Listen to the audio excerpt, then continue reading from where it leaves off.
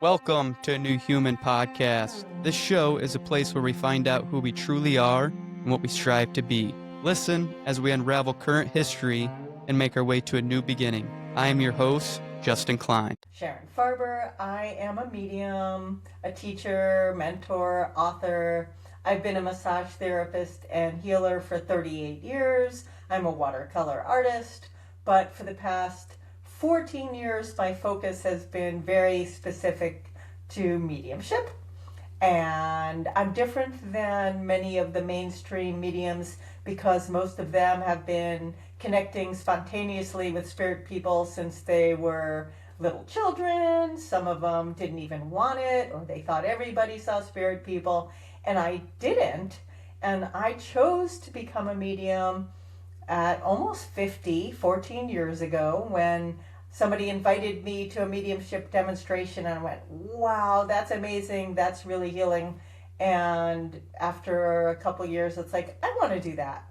So I decided to become a medium, read books, took classes, learned how, and I'm a natural teacher, so then I started teaching mediumship and wrote a book called Choosing to be a Medium. Yeah. And my next book, Choosing to be a Trance Medium, it will come out November 9th, and that's Llewellyn and Dreamscape Publishing, their audiobooks, and the first one was Llewellyn and Blackstone Audio.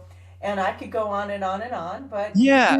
you might have specific questions. Well, real quick for our listeners, the difference between a medium and trans medium. So you're two different books. Can you explain that? Mediumship, regular traditional mediumship, is the vanilla mediumship, and that is where a medium connects with loved ones in spirit for someone else. For one or more people, the person getting the reading is called the sitter, and we usually talk in the third person. Okay, I have a man here, and he's super tall and thin, and I know he played in a marching band, yada da da da, with lots of evidence. And then the person you're giving the reading's like, oh my gosh, I know who that is. And that is how regular mediumship works. And what it is all about connecting people on this side with people on the other side for the purpose of love and healing. Yeah. Trance mediumship is when the medium invites a spirit person to come closer, to blend with them, and speak through them. So instead of telling the person about them, you invite the spirit person to speak directly through you. Trance mediumship healing is when you invite spirit healers to heal through you. And it's not possession. You're not taken over by it. You're not controlled. It is a beautiful collaboration and invitation. Blend with me and work with me. So it's not like Hollywood, Right. uh, scary movies. It's more about a deeper level of mediumship. In regular mediumship, we are totally conscious and we can talk to the sitter and the spirit people and be the middle person. In trance mediumship, the medium goes in a bit deeper into a light or even a deep trance and lets the spirit person speak through them. And depending on the level of the trance, they might not even remember so much of what they said. Gotcha. Well, that was crystal clear. Thank you for that. So I have to ask, you said you were always a healer doing massage therapy, and then in your 50s decided to become a medium. Were you connecting with spirit prior to jumping into that class? And you're like, or was it just you wanted to take this class and boom, aha moment? I was not connecting with spirit previously. Okay. The energy healing, Reiki, and stuff like that was subtle awareness of people on the other side. Like there's spirit guides helping, a very subtle awareness. Never oh, here's a person, a dead person that is giving me information. I had no experience with that. I had one dream visitation like 30 years ago, which I didn't even know was a dream visitation until I learned this. No, I went to this demonstration. It wasn't even a class. It was a medium giving readings to about 10 of us in a home. And it was like, oh my gosh. So then I read books, took some classes, got my first validated link and Rick gave a reading to somebody I was giving a massage to with their permission Yeah. and encouragement. And then I was literally jumping up and down. And she thought I was weird for jumping up and down, not that I was connecting with her dad in spirit. But it was, I was motivated. I saw it was healing. And everybody told me, I didn't think you could learn to be a medium. I thought you had to be born that way. And now I've been told that hundreds of times. And back then I said, well, we'll find out. I'll find out. Yeah. And I found out that I could. So I teach mediumship with the philosophy of, well, if I can do it, you can do it. Right. My that's my total energy is here. Let me help you. Let me teach you how you can do it also. Justin, you could be a medium. You could develop as a medium if you wanted to. Yeah, you're the walking example. I was gonna ask you that because there I started off that way too. On my journey, I was a skeptic. I wanted to challenge everything, like, "Do I believe in this?" Hmm. And then it was just a sign after sign and doing things. I remember I do Reiki, I'm a Reiki master as well, and I remember the first time I felt my hands doing just coming together in a prayer position, and I was trying to resist it. I was trying to, like, pull my hands down, but they just kept going up, and I'm like, "What is going on right now?" And at that moment, I couldn't figure out what was happening. I just know I was doing something, and I just sat back and watched it and was like, "Okay, there's something here," and that was my journey into stepping into this field. But I like how you say that anybody can be it because myself included, when I first started on my path, I was like, "Well, I think this is something you're born with." And the more I keep going and going, it's like, "No, everybody has this ability. It's just we tune it out." And that's what I was getting into was that how how for the skeptics out there, how do you if anybody can do this, what are some key takeaways for you that you find troubling for new up and coming mediums that are like, I'm just not getting it, I'm not hearing the messages. What are the typical, types of problems you run into? Okay. People question whether they're really doing it. I feel like I'm making it up. I feel like it making it up. And people want to develop more quickly than they are. I'm still there. It's been 14 years. I'm still developing and I want to be better than I am now. Yeah. So there are people, and I lead 3 weekly mediumship development circles online, and then people see other mediums doing brilliant, incredible readings, and they're like, oh, I want to do that way. So just a lack of confidence. Am I really doing it? But there's a simple answer to all of that, which is give dozens of free practice mediumship readings. Just do it. The only way to develop and get better is to give practice readings to people you don't know, connect with their spirit people, get evidence, have the people say yes, oh my God, and cry and like that. And then after that happens multiple times, you can't deny that you're actually doing it. Right. If you just do it, that's how you develop, by giving lots of readings. Yeah, yeah. Like anything in this life, the more you practice something, the better you get at it. Yeah, no, that's wonderful. How did you jump into that realm? Okay, well, I experienced mediumship and went, oh my God, it's real and healing. And then I invited that medium who I experienced. I had a massage therapy center at the time, and we had one large room. I invited her to come do mediumship, small group mediumship demonstrations at my massage center. And she came once a month for about a year and would have up to 8 people. And it was more like, oh my goodness, I got a few more connections. I saw it. And then she was too busy to work there to come.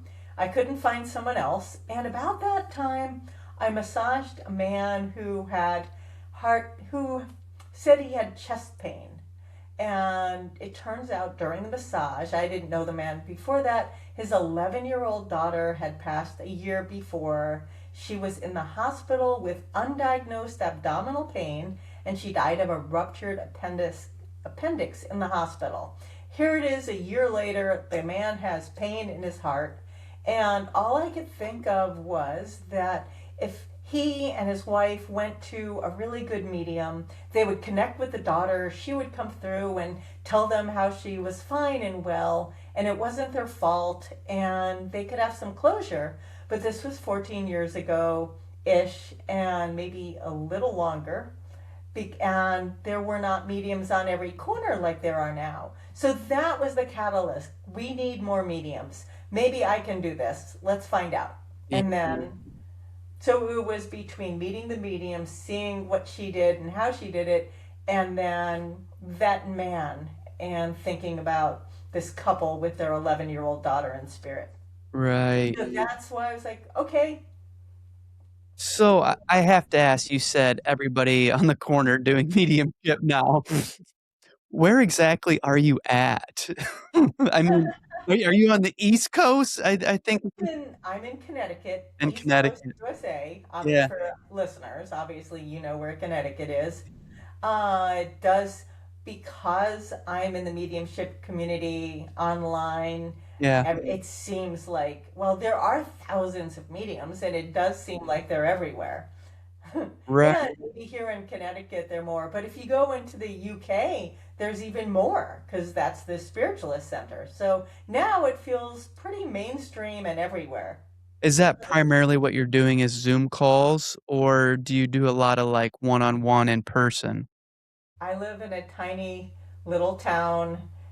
No one's ever heard of it, and there are not a lot of people around here. Yeah, So I had an in-person mediumship development circle at a healing center I had 3 miles from home from 2012 to 2020, March of 2020 to be exact. And we stopped meeting in person. But, and then I started doing circles online, or maybe I started a little bit before that.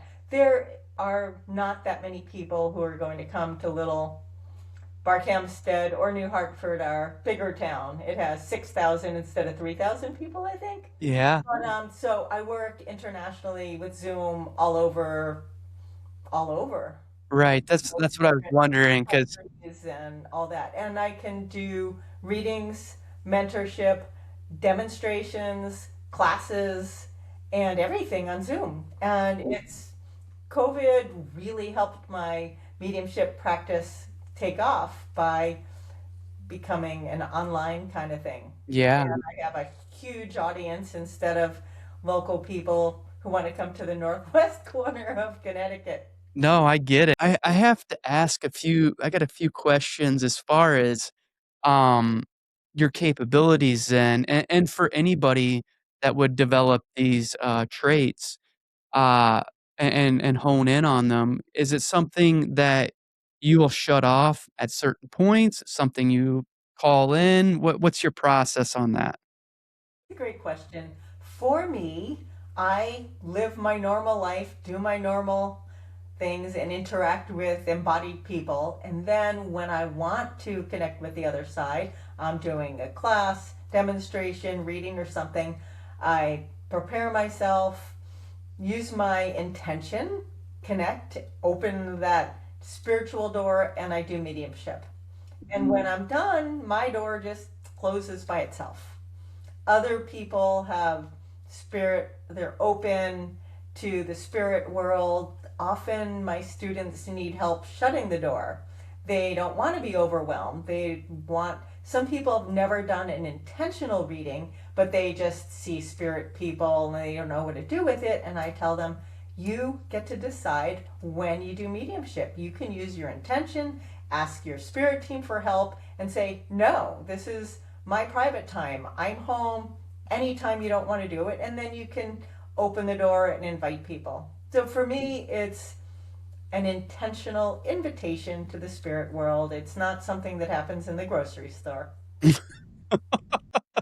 Well, I've heard that, and it's similar to me as well. It's all about intention and entering my heart space and where I wanna go at, but it's not like it's all the time, even though I've heard of some people where it is all the time, and at that point, is like I could see that just being almost too much. But then again, do you see like those two worlds blending together? Know about that. There are millions of people who have no idea, aren't interested, and are just moving along in their lives. And they think people like us are ill, mentally ill, delusional, or fraudulent. Yeah. So there are people, they're just not in my circles. Mhm. I had people I know who aren't open to it. So I don't know that everybody's going to jump on the Right. bandwagon. No, and that's the great thing about Maybe it's I don't know. yeah, yeah. And that's where I was going with it is because the great thing about I feel like today's age is that we have a lot of science now to back up, the spirit world, and there's one that sticks out, Bashar. Have you heard of Bashar before, Daryl Anka, or no? I think I've heard the name. I don't know anything about Yeah, him. he's a channeler, and I've watched many, many videos of him, and he's got hooked up to, like, brain scans, and as soon as he drops in to start channeling this Bashar entity, his like, you can watch his brain levels go deep into, like, theta and gamma, so versus when he's just talking like we're talking right now, you can see spikes just going normal, and then he drops in, and it's, like, really slow. So they're putting science behind it, Yes. and even, like I was telling you about, like, hypnosis is how I'll go and to enter the spirit world is connecting with my heart, going into a deep theta state with my mind, and I can travel that way. So it's where I'm getting at is a lot of science and quantum physics is all joining the spiritual world to make it so not crazy because to be honest, that's when I first started my journey. I was so scared and, of judgment and people like, "Oh, has this guy lost his mind?" Like, "What's he doing?" But then also people were very curious, like, "What is going on in there?" At our space here that we do our work. And because it was one of those things where I was a car mechanic, and then all of a sudden and I still have that business, but all of a sudden it was like, my mind just got blown open, and now it's time to dive deeper. I wanna know more, I wanna know more. And, again, it was difficult for me, to transition through that state of not being mentally ill, and what are your thoughts on that fine line between mental health? Do you see any overlap or coincidence with mediumship? I believe there is overlap. In the past, people were locked up. People who had spontaneous abilities connected with spirit world in the past were often locked up, institutionalized because people thought they were crazy. And some of them were probably just mediums.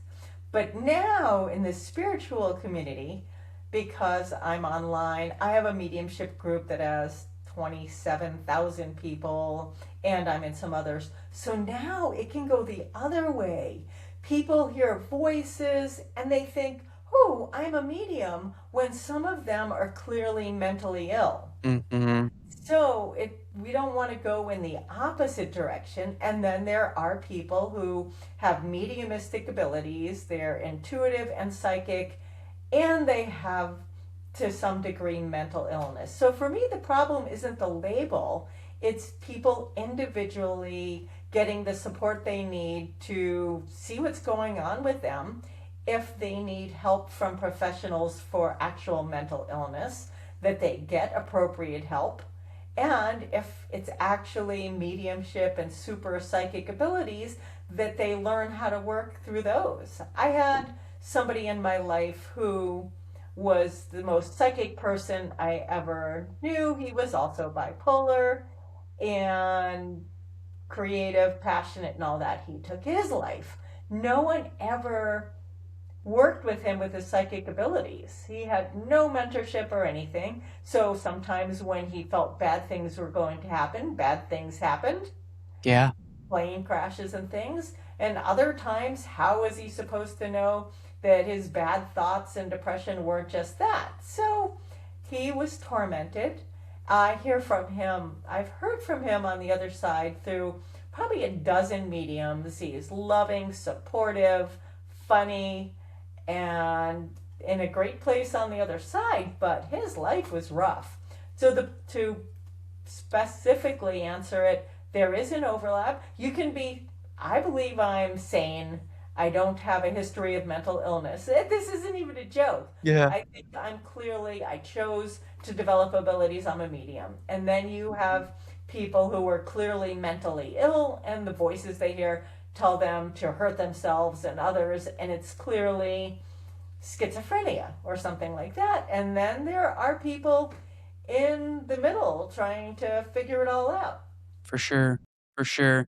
I just, yeah, for that's, I like your answer there. I just, the more, again, on my journey, um, you know, I mean, even physical illnesses, or let's say you have a cough or you're throwing up or any of that. Now I look like bigger picture too. I'm not just like, well, did I eat something? Or how am I feeling emotional?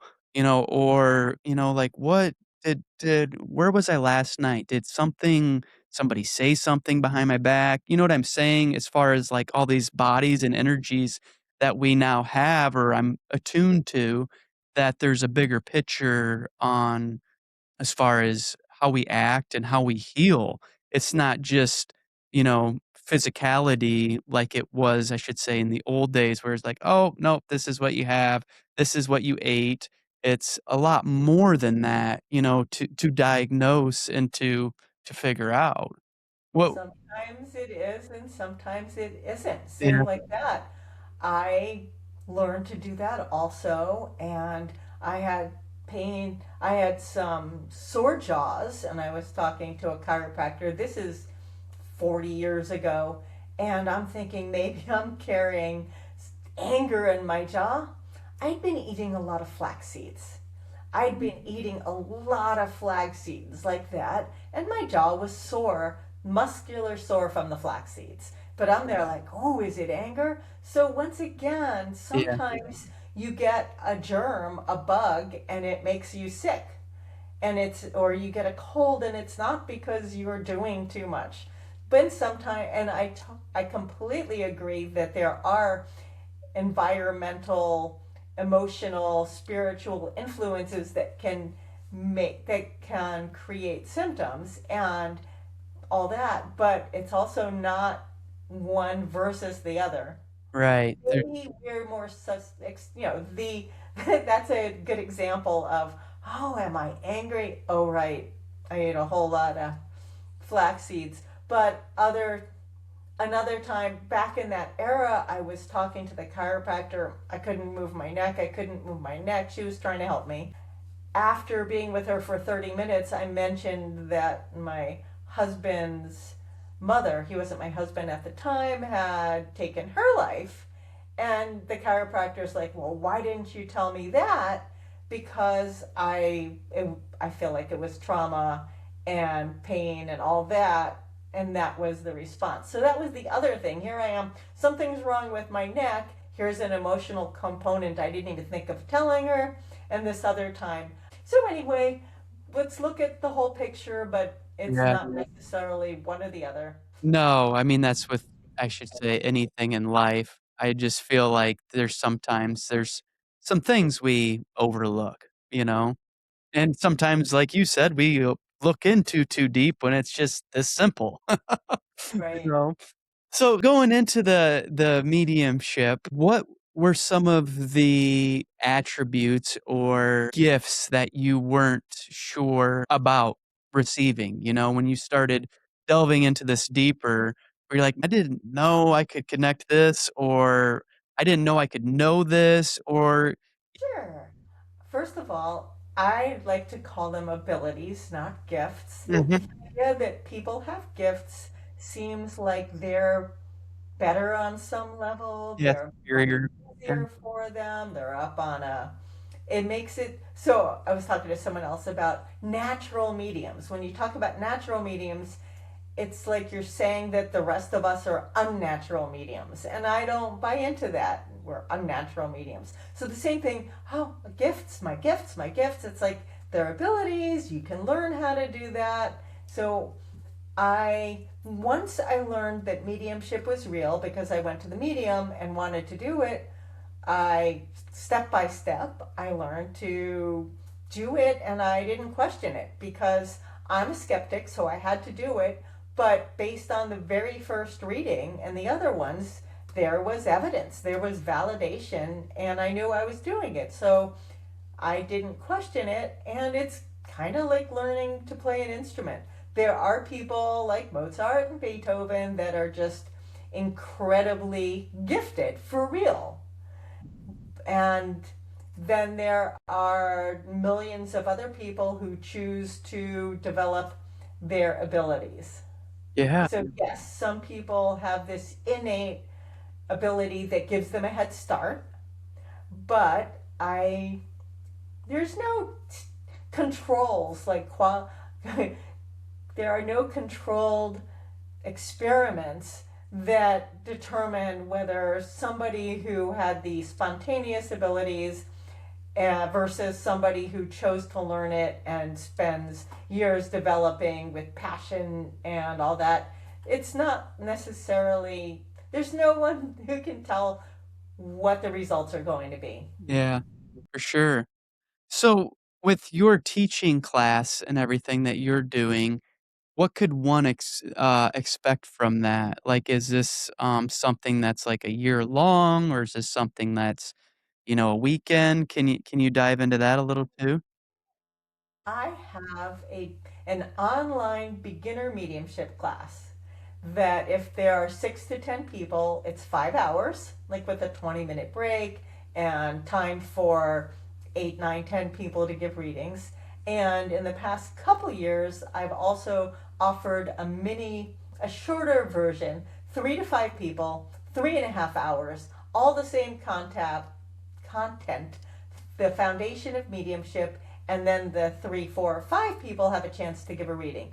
I have had students, it's a beginner class, so a lot of people have already had experience and things happen to them, and maybe they just want some structure, questions answered, and foundation. But I also have brand new people who have never done a reading, and some who've never connected to a spirit person come to my beginner class, and almost everybody who takes the class, the 3.5 hour class, the 5 hour, gives a validated reading by the end of class. Mhm. I hold their hand, I teach them this is how I learned. I make it step by step sciencey. These are the mechanics. This is how it works. This is why there's nothing to be afraid of. This is why you don't need protection. Mhm. This is how I did it. You can do. And they blow my mind. Some of the beginner mediumship readings from these people just are incredible. They're way better than the ones I did when I was 3 months in, 4 months in. Some of them it's just like, wow. Right. And I can give them, if they need a little extra help, I can give them a little private guided meditation to help them link up. Because linking, getting out of the way and connecting is the hardest spot. Once you are aware of a spirit person, they're amazing. So if people are compelled and interested, chances are they can actually give a reading in a 5 hour session and sometimes a 3.5 hour session. Mhm. Most of the people have had an interest or experiences, some haven't, but the people who haven't aren't any less likely to succeed giving a successful reading than the others. Mhm. It's not, but it's not like you take a 5 hour class and hang up a shingle and get a Right. business card. It takes a long time to develop and get confident. Well, for some people, and some people, they're on the fast track, not because they just want to do it that way. Some people, it's just boom, and they have all this power, mediumistic power, but they still need to learn ethics, sensitivity, presentation, don't ask questions, don't call somebody's family member a drunk, be sensitive with unborn children, suicide. You don't say commit suicide, you say passed by suicide, took their life, and all that kind of stuff. There's a lot to learn even with people who have a raw talent. Is this So some that's something overall, it's a long process, but people can have the aha moment. I did it in literally hours. is this what you thought you would be doing, back when you were doing, massage and everything? Was this where you've seen yourself going or no? I had no idea. Had I no idea. started off as a social worker. Yeah. I got a degree in sociology. I directed a senior adult program in the Poconos in Florida. Then I was no, that was after I was a Medicaid caseworker in Charlotte, North Carolina. So I did the social work thing, and then I became a massage therapist, and that led to energy healing. And I still do a little bit of that. And then there was the watercolor. I sold my practice to become an artist. And then, boom, mediumship. I had no idea Yeah. that this was next. And I also wasn't someone who had any interest in writing books. And now I have two and a Yeah. workbook. Is that No, I had no idea. is that something that spirit presented to you, or is that something on your own that you were like, "Well, hey, I need to do this," or were you getting a nudge? Mediumship or the book? The book. Totally spirit. Yeah. I am not somebody who goes around saying, Spirit told me to do this. God 100%. told me to do that. No, some people, that's how they live. Really? Yeah. They you know, Spirit, oh, I can't do this. My spirit guides don't want me to. But I'm not like that. But with the book, I had no interest and I was completely compelled. And then I'm like, okay, if I'm writing a book, I want a lot of help. Mhm. And I got a lot of help. And also with the book, the first book, here it is, by the way. Yeah, let's see it. Yeah. Thank you. And here's my workbook. But the point is, I told Spirit, okay, if you want me to do that, I want a lot of help. And I started writing it, and I didn't tell a single embodied person. I didn't tell my husband, kids, mother, anybody. And then I was at taking a mediumship class, have not told anybody, working with a woman I never met before. She brings through my maternal grandmother, and then with good evidence, so I know it's her. And then she says, she shows me that you're writing and all that, and my jaw dropped, literally. So my grandmother on the other side came through to in support of the book before I told a single living soul. So that night I went back and I told my parents because I was staying with them while I took this class in New Jersey. And the other thing is, I got an agent and a traditional publisher. That's that's harder to do than win $1 million in a lottery. Mhm. So that and yeah, I think my dad in spirit helped with that part. He was passed by then because my agent works for the Seymour Agency, and that's my dad's name, and I'd already looked at them. Mhm. And no Christian things and totally not it. I went back to look at the Seymour Agency, and was a new agent there doing this kind of thing, and it all worked. So, and here I am again with a traditional publisher, audiobook publisher. So that kind of cemented that it was meant to be. For sure. And I was like, okay, I want a lot of help, and they were right there. So yes, I of everything in my life, I guess I was meant to be a medium, but the books, especially the first one, compelled. Yeah. Not my idea. Yeah, yeah. Which I guess, you can't give away all your, secrets and, abilities. I, like, look at, some of the greatest, let's just say directors, for movies, like, one that sticks out to me or one of my favorites is, James Cameron, with Avatar, the movie. I don't know if you've heard of I Avatar or not. saw I saw the movie Avatar, Yeah, just and the original Titanic one. and all that stuff, and it's like, how does one come up with that idea, And I dreamed of it, like, you would think something of that scale, that you're like, okay, you're getting something from here, something from there, but yeah, we just don't say that. You're like, oh yeah, no, my spirit guide wrote the book for me. I had a lot of help. Yeah, that's awesome. And the new one, the Choosing to be a Trance Medium book, it has transcripts, quotes from spirit people who spoke through me. Yeah, That I feel their words were meant to go in a book, not just to our small circles. So absolutely. I'm just along for the ride in those things. I take total responsibility also. Yeah, And the other reason I was aligned with what they suggested is because after hundreds of people said, I thought you had to be born that way, I didn't think you could do it. The working title for the first book was How to Become a Medium When You're Not Born That Way, or Are You? And and they changed it, Choosing to be a Medium, Experience and Share the Healing Wonder of Spirit Communication, which I really love. yeah. But I wanted to give people all my secrets. Mhm. This is how I did it. This is how you can do it. Yeah, There's nothing to fear. The spirit world is love and light. These are the mechanics. This is how it works. It's not woo woo. These are how to deal with challenges, what to do if you're thinking about becoming a professional, and on and on. And it worked. that's I'm all in your first very book. proud of it. That's all in the first book. Okay, okay. And would you recommend, someone reading the first book before pursuing your online class or meeting with you, or does it matter? It depends on where they are. If they're just like, I'm interested in mediumship, it's fascinating, the book will answer a lot of questions and they'll have a head start instead of starting from zero, but that's totally up to them. I usually ask, has anybody read the book? Because I will give anec-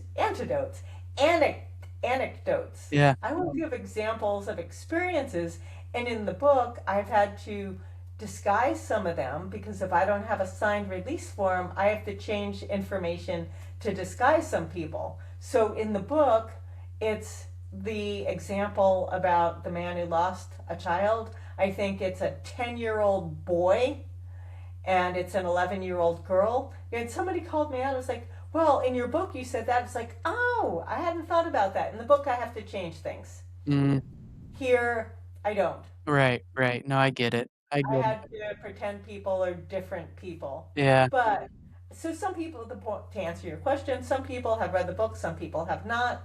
A lot of people, I get a lot of wonderful feedback yeah. about the book and how much it helped them. And that makes me really happy because it was a lot of work and it's quite an accomplishment for me. I consider it my third best achievement after my two kids. Writing your book. Well, just having birthing and raising them. It's Yeah, not like I'm responsible, but mhm, it was a lot of work and energy. And aside from raising kids, creating the first book was probably the task that took the most energy in my life and mhm. focus and work over 5 years. Wow. Sure. If you want to buy my books, you can buy them from Amazon or anywhere else. But if you want to buy a signed copy, you can order, and you live in the US, you can get them in my website, At your website, and what is your website? SharonFarber.net. Okay. We'll have They that. just, they just have to remember the .net part. Yep. Yeah, we'll have that in the show notes and everything. Oh, I wanna jump real quick. I wanna go back a little bit because I wanna go into some mediumship here. okay. One of, questions I have for you is, like, the clients that you're working with, what primarily I mean, is it grief, or what is the primarily reason that clients are coming to you? There's a mix because I'm have the book and I'm known as a mentor and teacher. There's a good percentage of people who seek me out because they're interested in developing as a medium. They want to study with me, but first they want to experience my mediumship. So I have more than of that than probably most people. But then, when you, aside from them, there are people who have loss, grief, and they want to meet that need. Mhm. Gave a reading last week to somebody whose ex partner had passed. I don't know anything about this person. I'm giving the reading. I've got this man. He's right here. Boom, boom, boom, boom, boom. He passed the week before. His funeral was like 5 days later. When I said, this is what I'm getting, I was like, do they know that? When we chatted afterwards, nope, they don't know that yet. Mhm. So sometimes people are like, help, and people are connecting with their children, spouses, friends. So it's kind of mixed for me. People like, I want to experience mediumship versus I have this deep need. Right. That's what I was wondering on it as far as I've been to a couple mediums in my life, and getting notes and I've it's just helped, in my experience, process, grief easier for myself, knowing that there's, another side, and that they're with us and, this is why they did what they had to do. So it's like another step towards closure. The people who seem to have the most intense and rewarding and closure producing readings are people who had either had a challenging relationship with the person in spirit, or the person had a quick tragic passing. I get a larger proportion of suicides than almost anything else because the people left behind need it more than anything else. And the huge message, the most common message from people who've taken their lives is, I'm fine, I'm well, it wasn't your fault. It wasn't anything you did or didn't do. I want you to heal and move on. Know that I'm fine. Especially with the stigma and the idea that some people put out that if you take your life, you're going to hell, or all these other things. So people who pass by suicide come through often, and people come through, sitters, clients come through with people who've passed that way. And ODs would come next because ODs, once again, it wasn't your fault. They take responsibility. You didn't do or do anything, and like that. And then there are people who had challenging relationship, like the mother or father who wasn't a great parent. I'm sorry I wasn't there for you. Thank you for taking care of me. I had my demons. I had my challenges. It wasn't your fault. You were worthy of love. I had my own things. So those are those are more intense than your grandma's here. She's proud of you. She loves you. Here's her. Yeah, she likes to wear a pink sweater. So there's a lot of need. I recently gave a volunteer demo with another medium to a group. There were probably 75 people in this online demo, and it was mothers of children in spirit. Mhm. So we took turns giving readings, and each person in this audience had a child in spirit. So I got to give readings to them. That was really intense. And then one of them, it was like an 8-minute reading, then booked another reading, a private reading with me to do that. So that's kind of intense Mhm. Do you and Yeah, helpful. Yes. yeah, I was gonna say, do you with doing the mediumship, um, and your trance mediumship, like, are you connecting what I'm trying to get at is your abilities, um, are they going towards, like, the collective where you can pick up, like, messages for humanity and certain timelines? Or are you just primarily staying in your lane as far as just mediumship working with just clients and past ones on the other side? I work as an evidential mediumship, exclusively loved ones on the other side. With the trance mediumship, we sit in a trance circle, and that is more about information for the collective. It's about, there are universal themes: joy, peace, healing, community, taking care of the land, living in the moment, and all those things. Sometimes they seem cliche, but that's what they are. But I don't work as, no one can book a trance mediumship session with me, so I don't do that. And I'm not currently doing public trance demonstrations. In Circle, we're developing, we're learning how to do it. With trance healing, I do one-on-one trance healing sessions. No guarantee. You don't quit your medical doctor. You don't tell your oncologist you don't need them anymore. And I work with healing. So I primarily do the evidential mediumship. It's all about loved ones in spirit. There's an overlap with spirit guides, just a little bit. I don't encourage somebody's trying to give a reading a student and no one recognize them. I discourage oh, maybe it's a spirit guide. That's more of like just trying to figure it out. However, when people know their spirit guides because they connect with them personally or because 6 different mediums have told them about the same exact spirit guide with pictures and personality, you get to know them. Or I have met one of my trance mediums enough, a trance spirit guides enough to recognize him.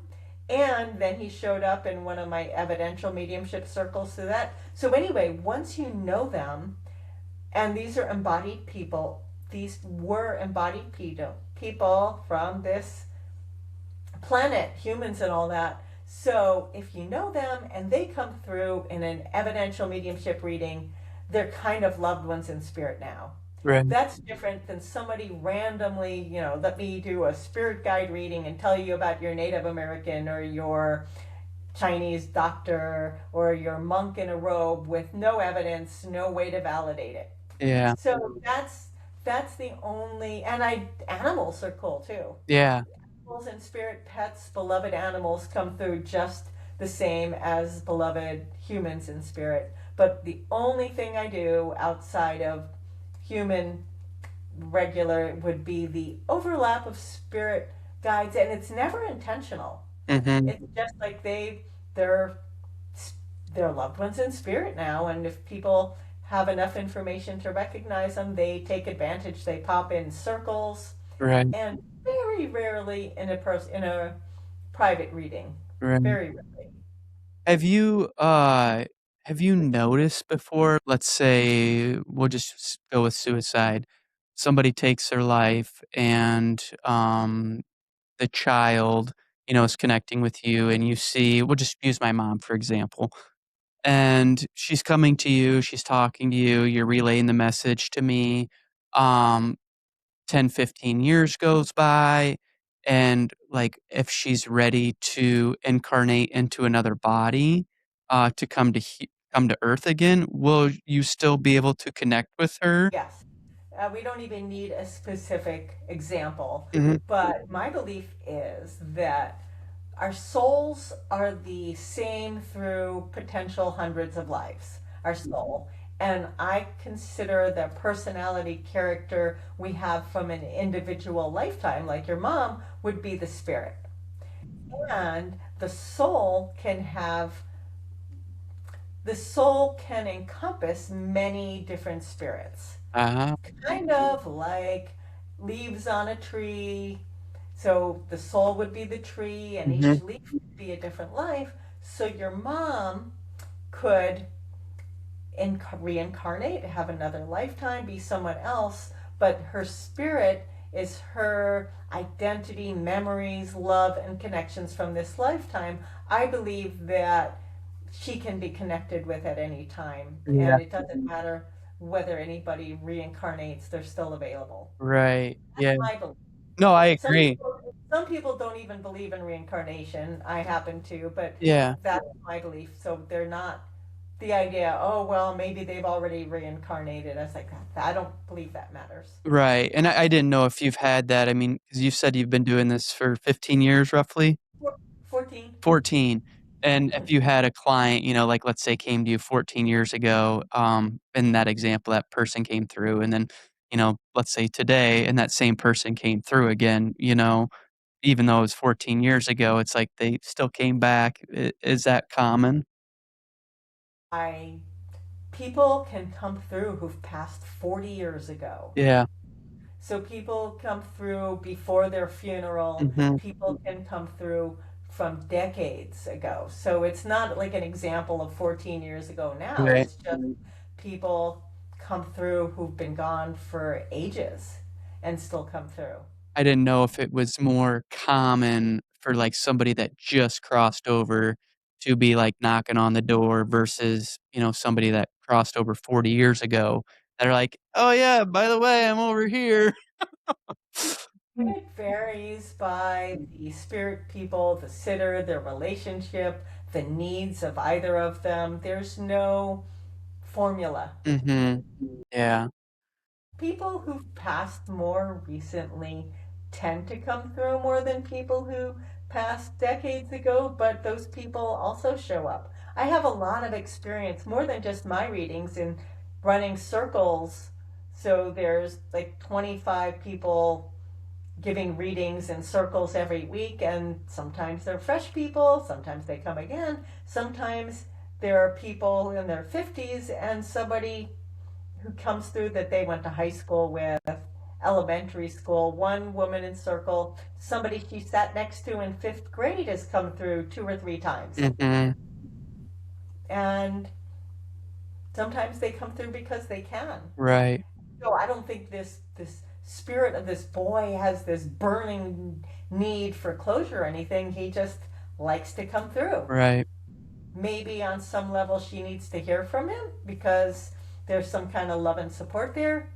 But there's also often people, the parents and all that, people who are more significant and more recent. But there's no rhyme or reason for sure. Yeah. I was gonna ask too, does your students, do some of them primarily just want to learn how to become a medium to work on themselves and connect with their loved ones? Many students over the years, they want to connect with their own people. Mhm. Yeah. And they might put that out there when they're talking to me or communicating with me, and I'll say, well, it's usually harder to connect with your own people, but if you develop the ability and connect with others, in the process of learning, you'll be exchanging with other people, so they might connect with your own people, and you may become more sensitive and open to connecting with your people too. Yeah. Some people choose to become mediums because they're spontaneously connecting with their own people. Mhm. Yeah. One woman who sat in my circle for maybe a couple years, she has 2 children in spirit, 2 out of 3. And that's how she became a medium, because she would connect and hear from her students, but then she came to circle and developed as a strong medium. So a lot of people just want to explore it. It's not like a certificate program. I want to be a medium. I want a television show. Mhm. Here, teach me have. It's people who want to explore it. Sure. They want to meet their own people. Sometimes they're like, I want to meet my spirit guides. Yeah. And do you deal with anything as far as, like, spirits feeling like they're trapped in certain places or they don't know if they think they're alive, essentially? Are you following where I'm going with my story here? I understand exactly what you're saying. Yeah, can you delve into that, or what's your thoughts on that? I don't believe that anybody gets stuck earthbound or doesn't know that they passed. I believe that everybody who physically passes is immediately supported and escorted by loving spirit guides, people, spirit to the other side. No one's stuck, no one's trapped. And I could go on and on about why people think that they are. I don't believe anybody's stuck in a home or a house, and that people who show up, so like say you have a hotel or another haunted place, and people interact with spirit people, they like interacting. Yeah, Hey, people come here to see me. This is engaged. I like the energy. I like the interaction. They come to see me. I'm going to show up and interact. That's my belief, not they're stuck here, they're trapped here. yeah, They're enjoying it. They're people on the other side who enjoy that. Yeah. I believe that everybody goes directly to the spirit world. I don't believe we need rescue mediums. I think everybody goes there. I could give you examples of why people think people might be stuck or trapped. Do that. Yeah. Why is that?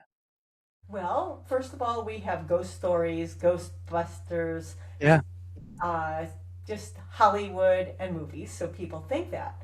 So, people might not know they have mediumistic abilities. Say they have no idea they have any sensitivity, their spirit person passes, and then they see them or hear them or have some kind of perception of this, like, oh my God, they're stuck. I'm being haunted. They're still here. Hmm. As opposed to, oh, I have some sensitivity I wasn't aware of. I can see spirit people. Oh, look at that. So they don't know that. Some people use the terminology ghost and spirit person interchangeably. So people will talk about ghosts. Oh, I see ghosts.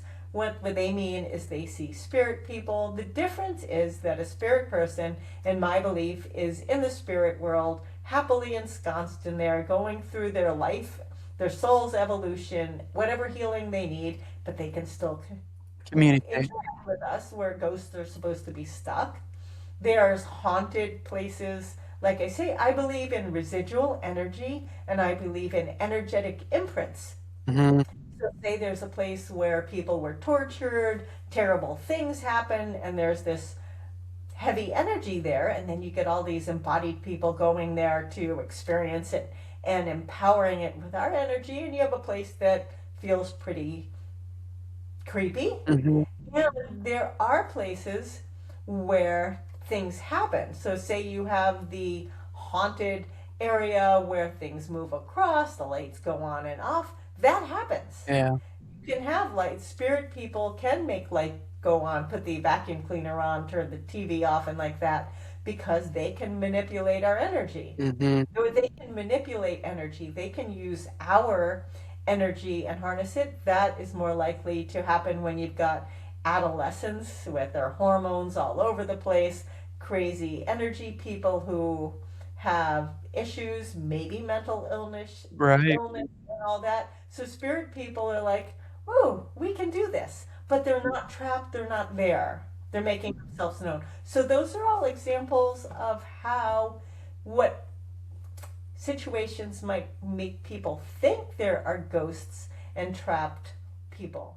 No, But I'm, I don't believe it ever happens. I don't gaslight people and say, you didn't have that experience. yeah. I often try to interpret it and say, well, you were a kid and this spirit person showed up at your bed and you were terrified, as you should have been, because you didn't know they're spirit people, but this is likely your grandfather saying, hey, I'm here. Mhm. So I reinterpret things Yeah. and try to be helpful like that. But I don't believe anybody's stuck or trapped in a building like Right. that. No, I I think they can be opportunist. Hey, they exactly. get used to the attention, and there are people who might like that. Hmm. Usually, spirit people will connect with their loved ones in spirit. Right. But if they're getting fed and enjoying interacting with people in another way, then they might want to do that too. Yeah. Yeah. Is there anything that you feel like today that we missed talking about that you wanna bring up about mediumship or about yourself? Mm. About mediumship, just want to reiterate I find the spirit world healing, love, and light. I am not delusional or innocent or gullible. I believe that this earth, the embodied plane we live on, has evil, has nasty people who can and do terrible things. So I'm not going to go walk alone in a city. I don't have a pure trust of embodied people. But I do find the spirit world to be safe and mediumship literally to be about healing and love and connection. I don't believe in demons, entities, attachments, negative entities, latching on, and all this kind of stuff. So, if people have fears about that, I'm willing to. They can do a consultation of fear. I'd like to talk people out of their fears. I'm like, oh, I feel so much better, because sometimes that those fears need to be cleared before they become mediums or before they intentionally develop more. Also, along those lines, if you want mediumship to be safe and healing and all that, it's a good idea not to do it when you're drunk, recreational drugs, totally floored by sleep deprivation in a bad place. Not because some entity is going to latch on to you, because you're not in a grounded, solid place using your intention to connect out of love. Mhm. Along with that, if people, well, anyway, people can create scary situations using their imagination. It's not validated mediumship, because the dark shadow attacking you isn't validated by anyone. It's your fear coming through. So let's see. We've got the spirit world safe, no evil things. About me, I'm just your regular kind of person. Yeah. I am not higher than, I am not perfect in any way. And I really encourage people that they too can do this if they want Yeah. to go for it.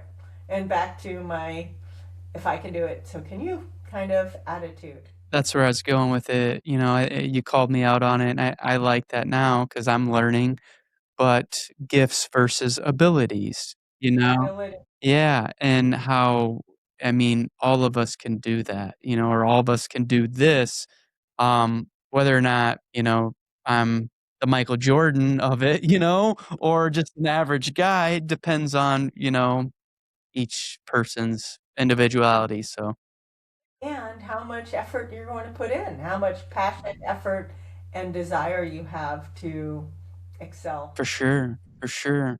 So, can you reiterate for us, Sharon, where can people find out about you? And your book is on Amazon, correct? My book is pretty much everywhere. Okay, Amazon, Barnes and Noble, wherever you can buy books. It's available in other countries too. It's still in English for now, but the new book, The Choosing to be a Trance Medium, is available for pre-order. If people are in the US, they can buy them from me. You can get a signed copy.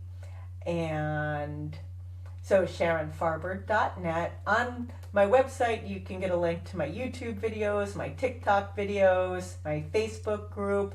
I have a Facebook group called Mediumship and Mediums with 27.8 thousand members, I okay, think, right now. So if people want to give practice readings, you can go there and get people you don't know so that you can practice. for sure.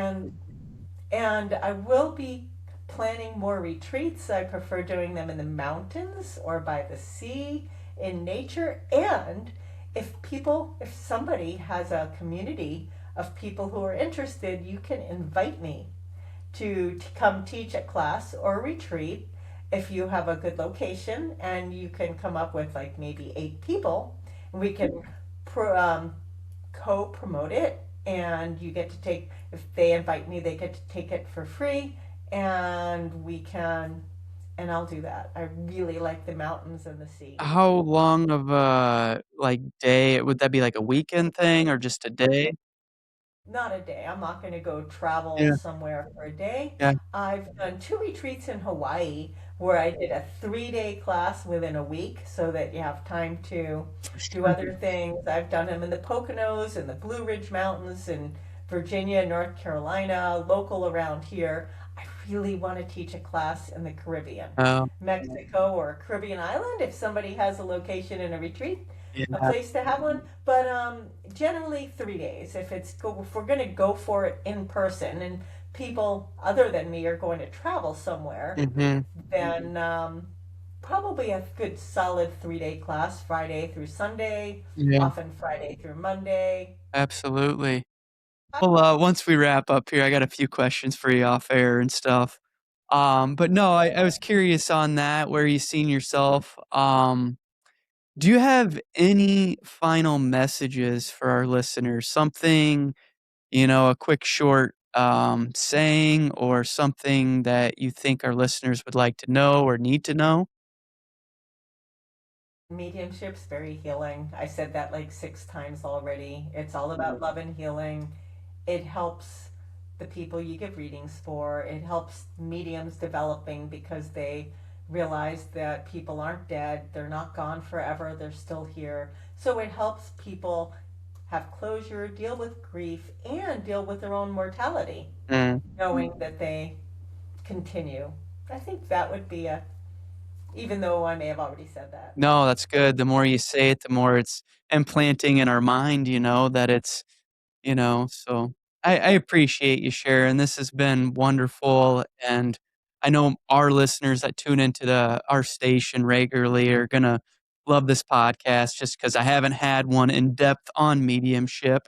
And I like how you cleared just the air and stayed in your lane, exactly what it is and what you're doing. And that, I mean, to be honest, that anybody and everybody can do this if they choose to.